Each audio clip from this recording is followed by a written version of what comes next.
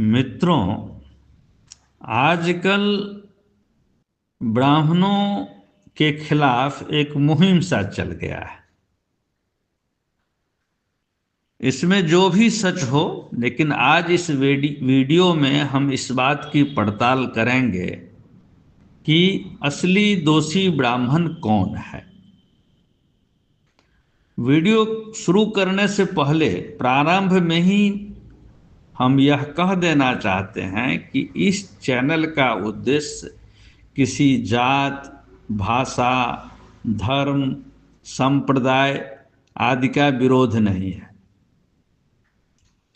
यह सिर्फ जानकारी के लिए है और तथ्य पर आधारित है। जो चाहें इसको जांच सकते हैं, फिर भी न जचे तो इसको त्याग सकते हैं। लेकिन हमारा भावना किसी द्वेष से भरा हुआ नहीं है। आइए अब वीडियो की शुरुआत करते हैं। तमाम उत्खनन में मिले साक्ष्यों से यह स्पष्ट है कि संस्कृत भाषा या पाणिनि संस्कृत में लिखे ग्रंथों का प्रमाण कहीं नहीं मिल रहा है। मतलब कि संस्कृत बहुत बाद की भाषा है, जिसका साहित्यिक स्वरूप 8वीं से 10वीं शताब्दी के बीच खूब फला फूला था। यहीं से ब्राह्मणवाद की बात उठती है और ब्राह्मणों को निशाने पर रखने का फैशन बढ़ा है। अतः यह जानना जरूरी है कि वास्तव में ब्राह्मण लोग कौन हैं और पंडित कौन है।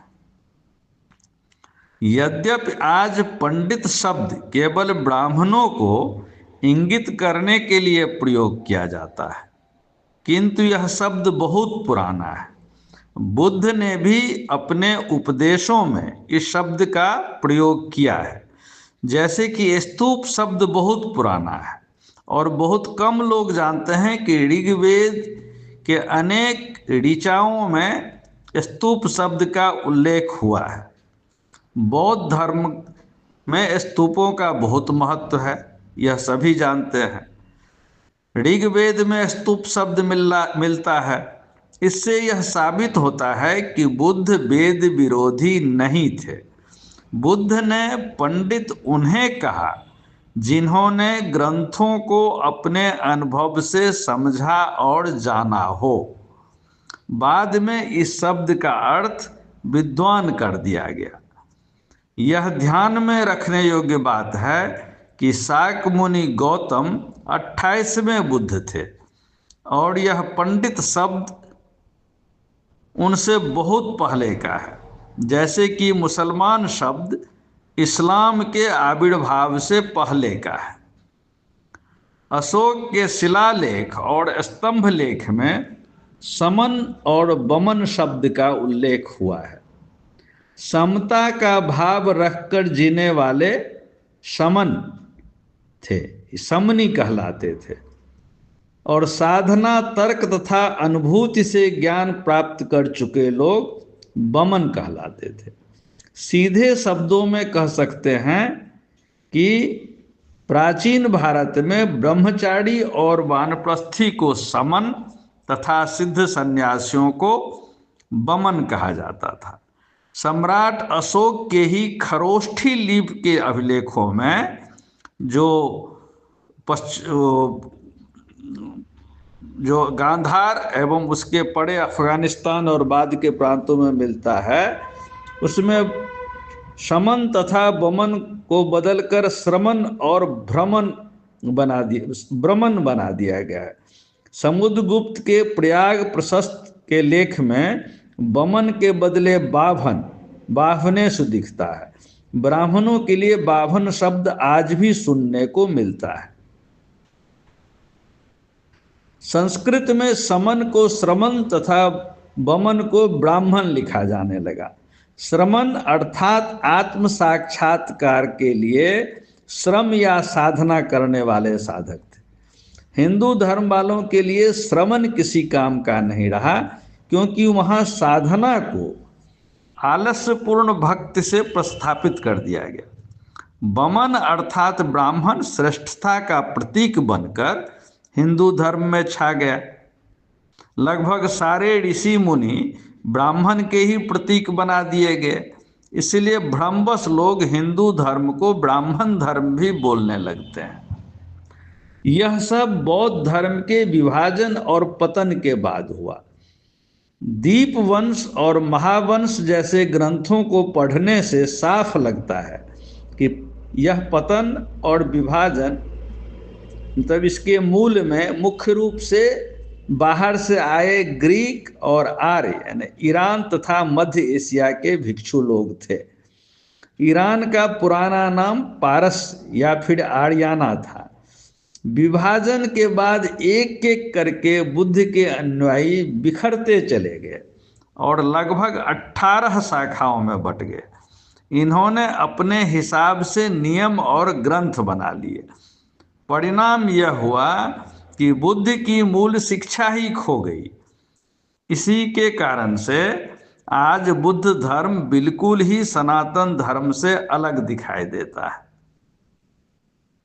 हिंदू धर्म जो कि खुद ही महायान से टूटकर बना है, में 18 का अंक बहुत महत्व का हो गया। जैसे कि ज्योतिष में 18 आचार्य, गीता और महाभारत आदि के 18 अध्याय, 18 दिन का युद्ध, 18 अक्षौहिणी सेना, यह सब उसी के प्रतीक हैं।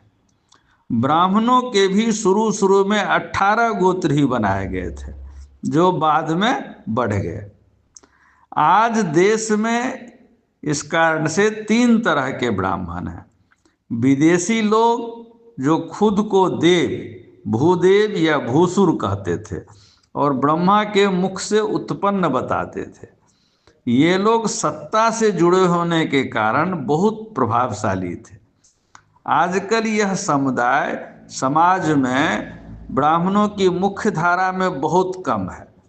इनका बड़ा हिस्सा पुराने प्रसिद्ध मंदिरों, तीर्थों, मठों और साधु संत समाज में विलीन हो चुका है। दूसरा वर्ग समन और बमन लोगों का है जो प्राण बचाने के लिए हिंदू धर्म में मिल गए। इनका काम भूदेवों के आदेश के अनुसार जो भी कहा जाए उसे बस लिखना था। यही सब लेख बाद में ग्रंथ बना दिए गए। तीसरे वर्ग में वे लोग थे जो भूदेवों के सेवक थे। यह वर्ग उनका कपड़ा धोता था, भोजन बनाता था, मंदिरों और तीर्थों की सफाई करता था, प्रसाद बनाता था, आरती करता था। इनमें से ही बहुत बड़े वर्ग को कथावाचक बना के हिंदू धर्म का गांव-गांव में प्रचार करने के लिए भेजा गया था। आज समाज में 85% ब्राह्मण वही दूसरे और तीसरे दर्जे वाले ब्राह्मण हैं, परंतु वे इस भूमि के मूल निवासी सब हैं। वे विदेशी नहीं हैं और खुद भी शोषित रहे हैं। इनमें बहुत बड़ा वर्ग अज्ञानी ही है। दूसरे और तीसरे दर्जे के ब्राह्मणों को हिंदू धर्म में ज़्यादा सम्मान कभी नहीं मिला। अपवादों को छोड़ दीजिए। ये लोग प्राण भय से भूदेवों का मुफ्त के समर्थक थे, इसलिए इनको धर्म रक्षक कह के इनका मनोबल बढ़ाया जाता था।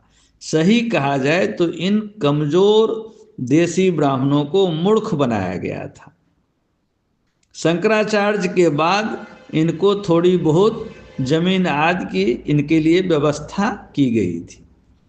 भूदेव लोग मुस्लिम शासन के बाद खुद को हिंदू कहने लगे थे और मुगलों से मंदिरों तथा मठों के नाम पर खूब दान भी लेने लगे थे। इनका बहुत बड़ा समूह महाराष्ट्र में गोवा तट तथा कर्नाटक और केरल में केंद्रित हो गया था। बाद में ये अयोध्या और बनारस में आकर भी पहले से बसे अपने झुंड में शामिल हो गए। लेकिन ये मूल रूप से उत्पाती लोग ही थे। औरंगजेब का जब पुर्तगालियों से युद्ध हुआ तो पता चला कि हिंदुओं ने ही पुर्तगालियों को भड़काया था। जब औरंगजेब ने जानना चाहा कि असली हिंदू कौन थे, तो यह कहा गया कि मंदिर जाने वाले और मूर्ति की पूजा करने वाले लोग हिंदू हैं। इस प्रकार इन्होंने खुद को बचाने के लिए सारे गैर मुस्लिम लोगों को निशाने पर ला दिया। औरंगजेब ने इसी कारण से जजिया कर लगा दिया था, किंतु मराठों की ताकत बढ़ने के बाद ये सब खुलकर औरंगजेब को बदनाम भी करने लगे। जब अंग्रेजों का प्रभुत्व बढ़ा तो ये सत्ता लोभी भूदेव लोग अंग्रेजों के ही अनुचर बन गए। अंग्रेजों के साथ मिलकर इन्होंने आर्य आक्रमण के सिद्धांत को बल दिया।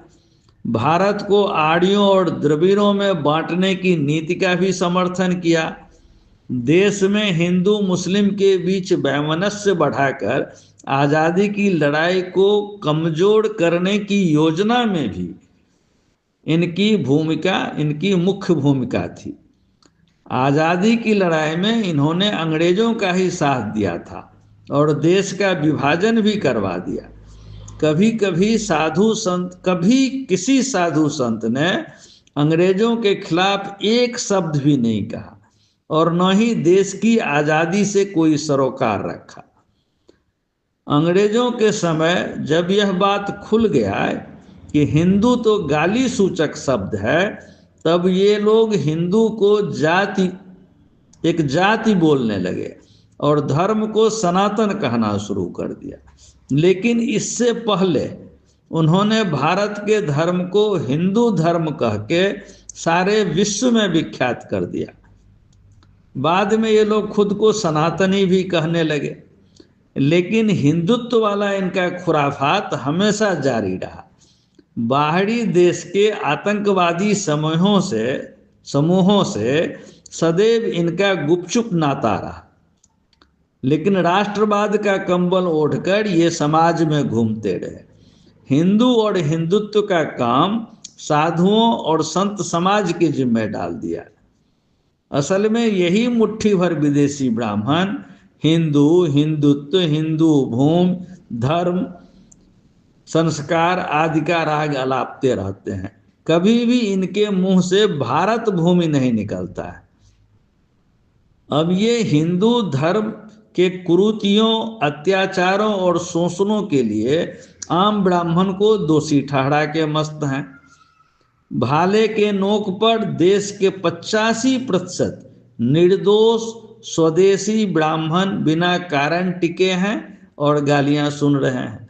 इसलिए सारे ब्राह्मणों को गाली देने वाले लोगों को रुक के थोड़ा सोचना चाहिए कि असली उपद्रवी ब्राह्मण कौन है और उनका संगठन क्या है। उन सब की शिनाख्त करनी चाहिए। हिंदुत्व का कंबल उठा के उन लोगों को पहचानना चाहिए। शक, हून, कुषाण, यवन आदि के मायावी वंशज सबको पहचान करके ही वे किसी सही निर्णय पर पहुंच पाएंगे। अभी तो ये लोग खुद ही मायावी हिंदूवादी ब्राह्मणों के चक्रव्यूह में फंसे हुए हैं और आम ब्राह्मणों को गाली दे दे के खुश हो रहे हैं। लेकिन यह सच नहीं है और केवल एक मुट्ठी वो यवन, शक, हून, कुषाण मूल के ब्राह्मण हैं जो सारे देश में जो भी हो रहा है उसके लिए जिम्मेदार है और दोष देश के 85% आम ब्राह्मणों पे डाल रहे हैं, जो गलत है। आपने सुना, इसके लिए बहुत बहुत धन्यवाद।